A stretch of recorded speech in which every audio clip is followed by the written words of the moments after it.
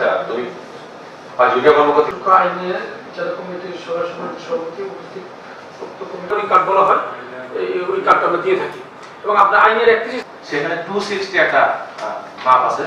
260 থেকে আমরা যদি একটু সাহায্য পাই, যে সাধারণত অনেক সময় দেখা যায় যে তাদেরকে একটু জানাবেন যে আমরা এখানে একটা সরকারি অফিসে কাজ করে আসছি।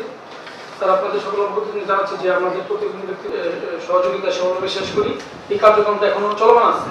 এগুলো আমি টোটাল 12 এই বিষয়ে বিস্তারিত বলবো না। আমি একটু আমাদের জেলা শিক্ষা আছেন, প্রায় সকল মন্ত্রণালয় মোটামুটি কম বেশি কাজ করে থাকেন। আমি আমাদের প্রতিবন্ধকতা বা প্রতিবন্ধিতা তো অনেক রকম হয়।